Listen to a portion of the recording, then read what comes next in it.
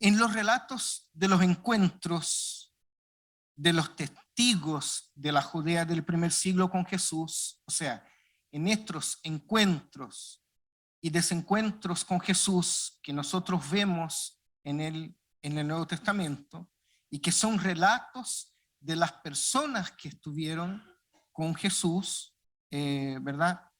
Normalmente nosotros vemos personas que buscan a Jesús. Son las personas las que buscan a Jesús, sea por una necesidad espiritual o física, sea para ser confrontado por la ley de Moisés, como nosotros vimos la semana pasada, sea porque las personas quieren saber más del Maestro o del reino de Dios.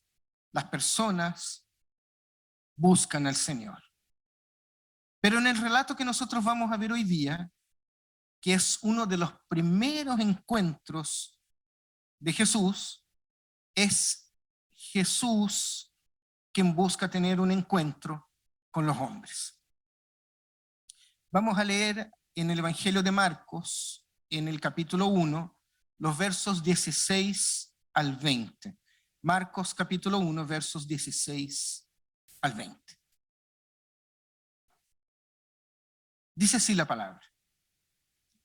Pasando por la orilla del mar de Galilea, Jesús vio a Simón y a su hermano Andrés que echaban la red al lago, pues eran pescadores.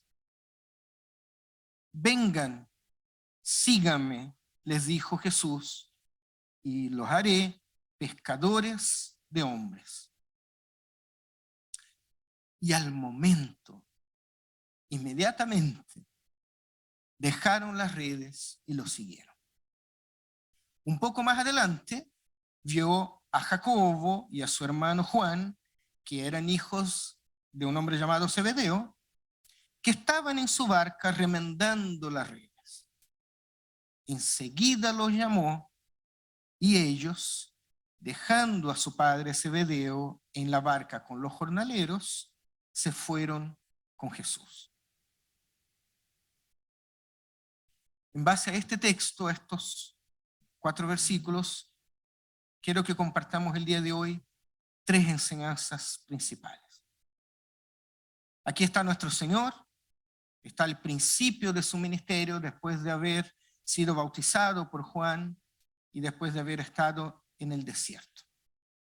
Así parte el Evangelio de Marcos. Encarcelan a Juan Bautista y Jesús se va a Galilea a anunciar las buenas nuevas. Y en su camino, él va pasando por la orilla de lo que es el mar de Galilea y ve a unos hombres que están trabajando, son pescadores y están trabajando entonces a la orilla del lago. Habla con ellos en un tono que es fuerte, que es autoritario. Jesús lo que les dice es muy potente, pero lo dice con una intención y con una autoridad que solo puede venir de parte de él. Jesús los llama como a personas desconocidas, puesto que este es el primer encuentro de su ministerio. Estos hombres probablemente no habían visto a Jesús todavía, o no habían escuchado de las enseñanzas del Señor. Y es interesante aquí que, a diferencia de otros encuentros, no hay un diálogo, solo hay un llamamiento. Pero es un llamamiento con tal autoridad que los hombres simplemente dejan lo que están haciendo, dejan su vida atrás y siguen al Maestro. Él, Jesús, en el relato, es el sujeto que determina todo. El relato está centrado en él y en sus palabras.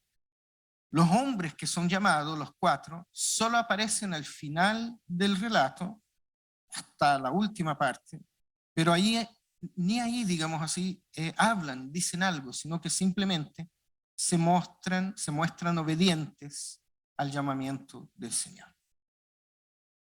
Nosotros no tenemos una idea clara del prestigio de estos pescadores, de qué pensaba la gente de ellos, o quiénes eran, eh, como pescadores de hace 2000 años, 20 siglos. Según algunas personas, algunos estudiosos, su reputación incluso podría ser mala.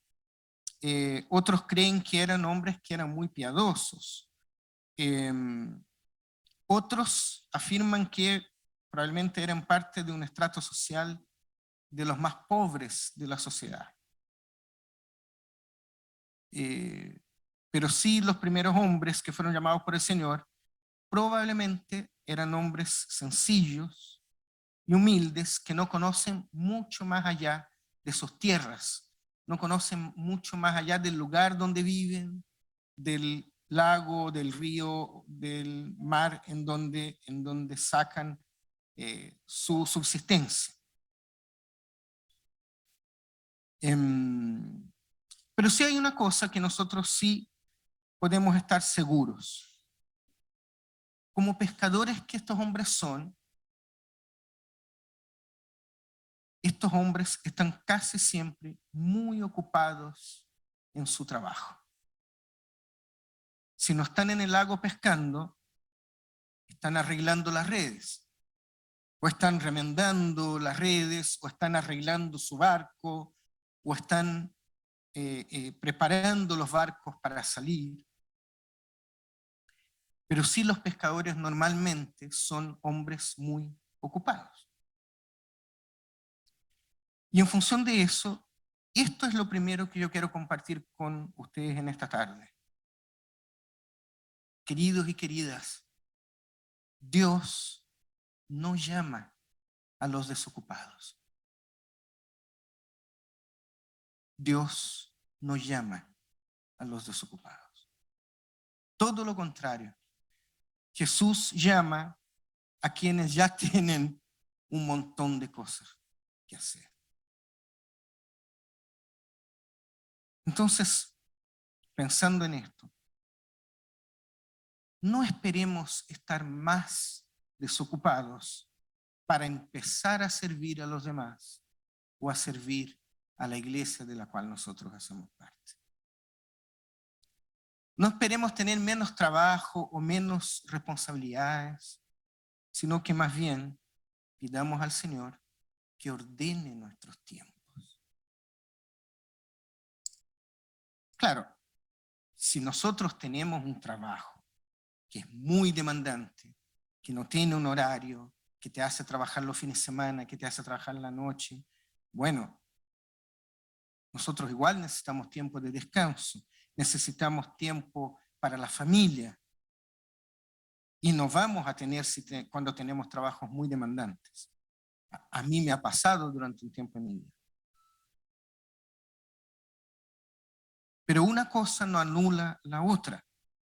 El servicio a los demás y a la iglesia debe ser parte de nuestras vidas. Entonces, incluso he escuchado personas jóvenes, solteros, que me voy a casar, y como yo me voy a casar, personas jóvenes que son muy activos en la iglesia. No, es que me voy a casar, entonces el otro año lo voy a tomar como... Estás soltero y eres activo en tu iglesia, cásate, sigues activo en tu iglesia. Y después cuando vengan las guaguas, por aquí andarán las guaguas. Y está bien, pero podemos tener familia, podemos tener trabajo, podemos tener vidas muy demandantes y aún así servir al Señor. Si esperamos estar más desocupados para servir al Señor, probablemente la verdad no tiene mucho asidero esta idea. Pero insisto, hay veces en que el trabajo es tan demandante en que efectivamente no queda tiempo para otra cosa. Y ahí hay que poner ojo también, hay que prender las luces rojas y hay que tratar de bajar las revoluciones, porque incluso puede hacer mal para nuestra salud, puede hacer mal para nuestro matrimonio, ¿verdad? Y puede perjudicarnos en todos los sentidos de nuestra vida. Así que aquí tenemos un llamado al seguimiento. Este llamado lleva a los dos hombres, a los dos primeros, a una vocación que les es presentada por medio de una alusión a su trabajo, ¿no es cierto? Así como hasta ahora se dedicaron a pescar peces, en el futuro deberán pescar hombres.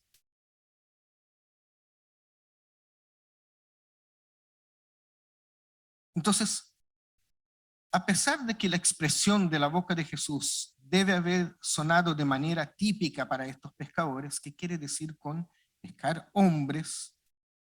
Este dicho de Jesús, nosotros tenemos que verlo como una conexión con el reino de Dios, porque para Él deben ser ganados los hombres.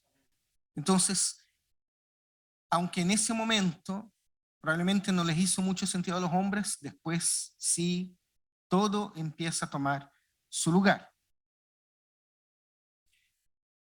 En el Nuevo Testamento, en los evangelios que nos quedaron como memoria fijada de las palabras y de los hechos de Jesús, el seguimiento significa una unión personal con Jesús. Fíjense, seguir a Jesús es mucho más que aprender las enseñanzas de la ley, pensando en estos pescadores. Seguir a Jesús no es prepararse para ser maestro, no es ponerse a estudiar la ley judía, sino que Jesús hace con que sus seguidores participen de su vida. Es su vida la que empieza a plasmar la vida de los que lo siguen. Seguir a Jesús es andar en sus pasos, es caminar pegado a Él, atento a todo, pendiente de los detalles. Seguir a Jesús, o para seguir a Jesús, hay que ser sensible a las necesidades, a las tristezas, pero es algo que hago muy de cerca. ¿Se acuerdan? Yo alguna vez comenté que el discípulo es el que tiene las sandalias sucias con el polvo de las sandalias del maestro. No con el polvo que levanta él, sino que sigue al maestro tan de cerca, es una analogía, ¿no es cierto? Pero el que sigue al maestro lo sigue tan de cerca que el polvo que levanta la sandalia del maestro llega a mis sandalias, a mis chalas. Así de cerca sigo al maestro, así de cerca lo tengo, así de cerca tengo su presencia, digamos así. Entonces, para ser seguidor de Jesús, hay que entender que debemos marchitar el yo y tenemos que desaparecer para que Él se vea. Porque este mismo concepto de discípulos o de seguidores ya existía en el mundo judío. Cuando se pensaba en los rabís, en los maestros de la ley, en los maestros del templo y en sus alumnos. La gran diferencia es que los discípulos de Jesús son llamados por Él para ser pequeños Cristos, para ser como Él. Así que el discípulo de Jesús no aprende de la Torá, no aprende de la ley como el alumno del maestro judío, sino que aprende a conocerle a Él mismo y a su doctrina, buscando ser cada vez más parecido al maestro. Ahora, si el llamado a Simón y Andrés de dejar las redes, dejar su trabajo, nos parece radical, el de Jacobo y Juan, hijos de Zebedeo, es aún más radical. Ellos deben dejar no solo su trabajo, sino que su familia, su padre. Y eso no para nosotros tiene que significar, claro, que debemos dejar nuestras familias, sino que más bien representa el hecho de que debemos dejar todo. Debemos dejar lo que es más preciado. Debemos despojarnos de lo que más valoramos para seguir al Maestro.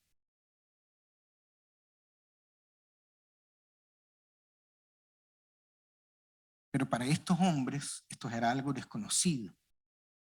¿Qué es ser pescadores de hombres? La expresión que nosotros sabemos que tiene el significado de conquistar hombres para el reino por medio de la misión, es difícil de entender. Y si es difícil de entender para nosotros, más para estos cuatro. Entonces, si bien ellos no tienen dudas al aceptar el llamamiento del Señor, sí es probable que ellos tuvieran más dudas que certezas con relación a la expresión los voy a hacer pescadores de hombres. Eso sí para ellos era algo nuevo, era algo desconocido. Pero ellos atendieron el llamado igual, inmediatamente, mismo sin saber qué es lo que iba a venir.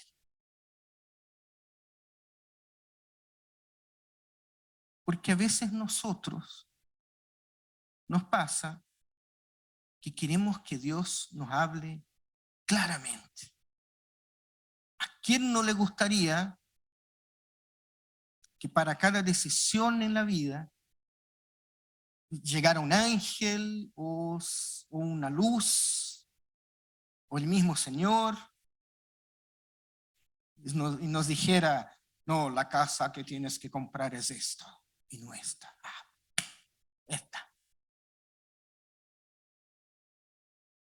El problema es que, claro, si bien es ideal que Él nos diga qué hacer y cómo, porque nosotros queremos andar, y eso está muy bien, en sus caminos, y oramos mucho por eso, terminamos anhelando que Él nos diga todo. Entonces, queremos, por ejemplo, que Él nos diga qué profesión estudiar, si debemos casarnos, con quién casarnos, qué auto comprar, cuántos hijos tener, y así, ¿no es cierto? El problema es que la mayoría de las veces Dios no actúa así. ¿Y qué hacemos entonces? ¿Qué hacemos? Yo, permítanme decirlo, no, bueno,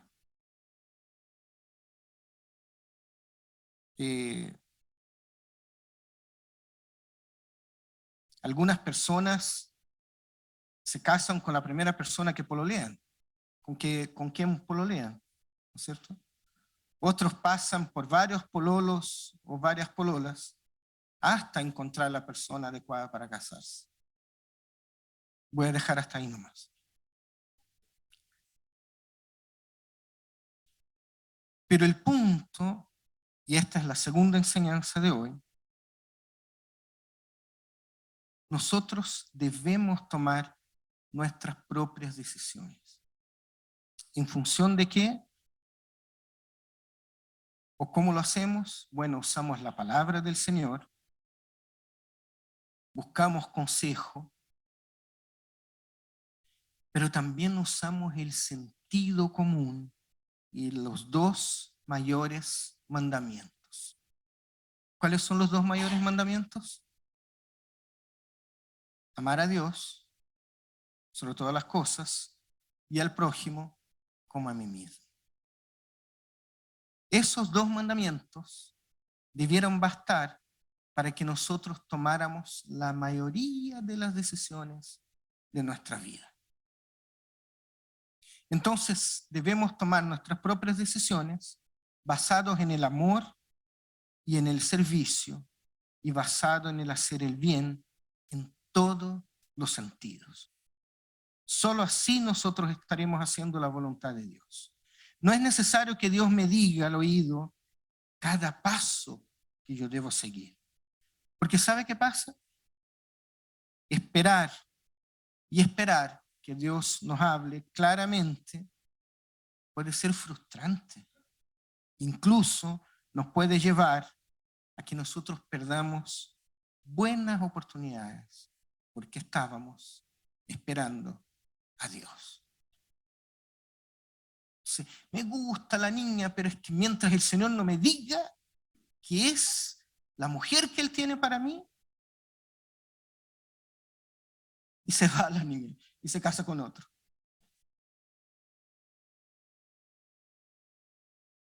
Voy a pololear con ella porque veo en ella un carácter cristiano, porque veo en ella responsabilidad, porque veo en ella seriedad, porque veo en ella que a ella le gusta servir a los demás, porque veo en ella que es activa en su iglesia. Pues si esas cosas ya no te bastan, pero perder oportunidades porque estamos esperando a veces que el Señor nos diga las cosas es un sinsentido. Queridos, queridas, miren, Jesús ha comenzado su ministerio predicando, caminando e invitando. Nosotros debemos hacer lo mismo. Predicar a Jesús cuando tenemos oportunidad, caminando en el día a día, buscando hacer el bien e invitando con nuestras propias vidas a quienes necesitan apoyo y acompañamiento a que se sumen al reino de Dios. Entonces lo que tenemos que hacer hoy no es solamente predicar el Evangelio, y me explico, predicar el Evangelio, todo eso no es una serie de reglas y dogmas, sino que hay que seguir a Cristo tratando de identificarnos con Él como discípulos. Porque fíjense en algo, Jesús los llama con tal autoridad que estos hombres no dudan y dejan todo lo que tienen. Y nosotros, cuando encontramos a Jesús, dejamos todo.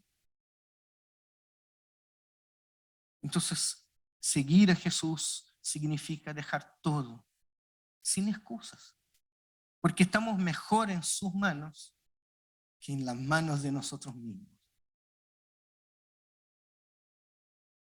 Así que ser discípulo es seguimiento, es andar atrás de Él. Y esta es la tercera enseñanza de hoy. Y con esto ya voy terminando. Cuando estamos encantados con Jesús, las demandas no son pesadas. Las demandas no son gravosas. ¿Cómo fue el llamamiento? O sea, ¿cómo fue la aceptación de estos hombres al llamamiento de Jesús? Dice, dejaron todo y lo siguieron. Uno no imagina a estos hombres diciendo, ay, pero es que, pucha, mi papá se ve Dios que dice que dejó al papá con los otros trabajadores y fueron. No fue una cosa, ay, me duele el alma hacerlo, pero fue simplemente algo que lo hicieron. Porque estaban encantados con Jesús. Suena un poco romanticón, pero me voy a dar la libertad. De Jesús sí hay que enamorarse. Hay que enamorarse. ¿Cuándo las demandas se tornan una carga, una mochila? Cuando transformamos nuestro llamado en leyes y dogmas. Cuando transformamos las demandas de Cristo en demandas humanas. Y cuando somos esclavos de las demandas, ellas pasan a ser una piedra, un inconveniente. En buen chileno, un cacho. Entonces, ay, mañana, hoy es sábado, ay, mañana es domingo, debiera ir al culto. Ay, estoy cansado, trabajé toda la semana, etcétera, etcétera, etcétera. Entonces, ir al culto al otro día, en ese minuto, en nuestro pensamiento, es un cacho. Ojalá no fuera, ojalá no tuviera que ir.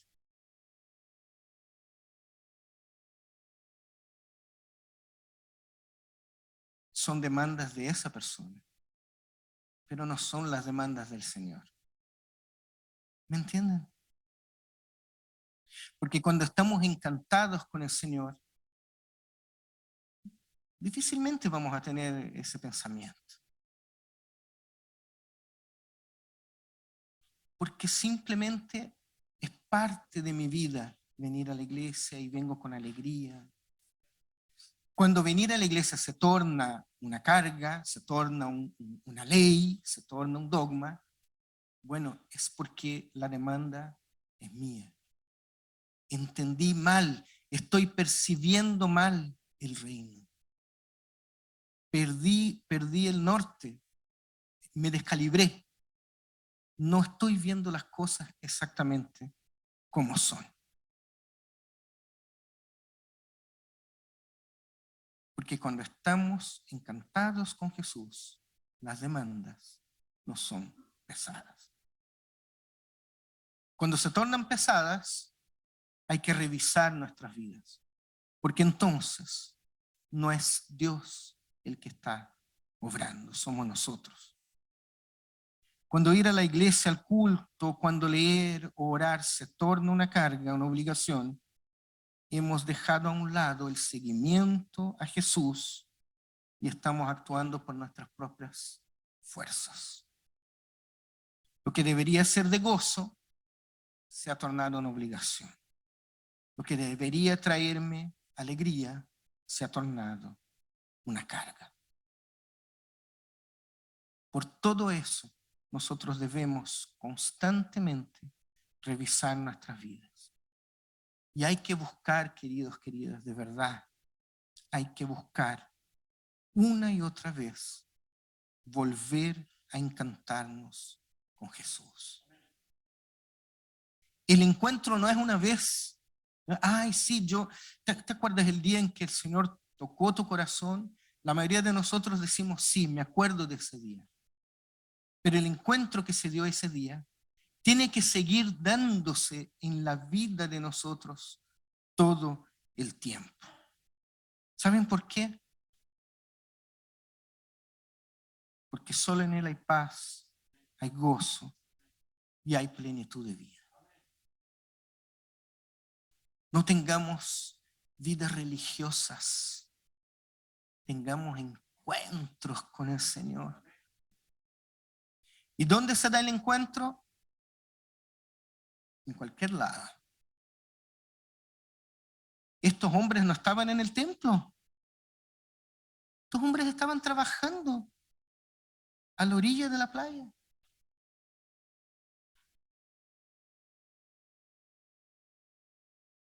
Entonces, ¿cuál es nuestra motivación para seguir a Jesús? Nuestra motivación siempre debe ser la cruz. Si tenemos eso siempre presente, las cargas serán livianas y no pensaremos dos veces en dejar todo y seguir al Maestro.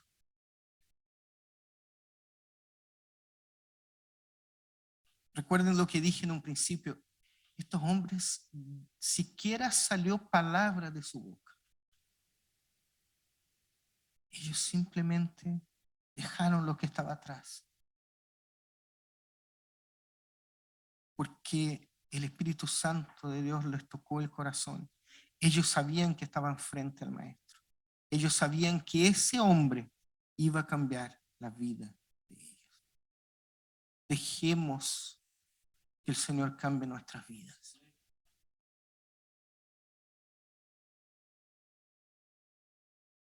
Dejemos que el Señor sea nuestra guía. Dejemos que el Señor se manifieste en nuestras vidas, en esta iglesia, en esta comunidad, en este lugar, en esta ciudad y en este país. Amén. Querido Señor, Dios y Padre, nosotros queremos pedirte, Señor, en esta tarde ya muy humildemente, que tú toques nuestros corazones, que tú abras nuestro entendimiento, porque queremos ser encantados por ti, Señor. Queremos realmente sentirnos enamorados de ti, Señor. Comprender tu sacrificio, comprender tu misericordia. No porque debo cumplir con dogmas humanos, no porque debo cumplir con las leyes, sino que simplemente, Señor,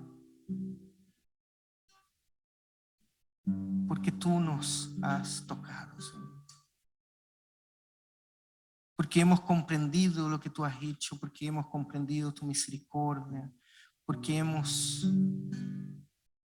quedado impresionados por tu gracia, por tu amor. Y ayúdanos, Señor, a volcar eso a los demás, Señor. En nuestros trabajos, en nuestras escuelas, en nuestras universidades. Ayúdanos, Señor, a entregar a los otros, a las otras de lo que hemos recibido, Padre. Tócanos, Señor. Tócanos como tú tocaste a esos hombres ahí a la orilla de la playa, Señor. Los invitaste a ellos, Señor, a que fueran pescadores de hombres. Invita a nosotros también, Señor. Hazte realidad en nuestras vidas, Señor. Hazte presente, Señor, en el día a día, en los detalles.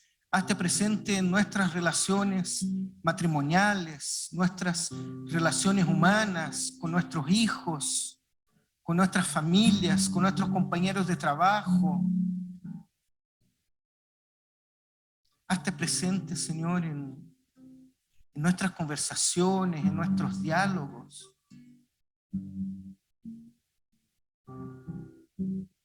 Y enséñanos, Señor, a decir sí a tu llamamiento, Señor, por favor.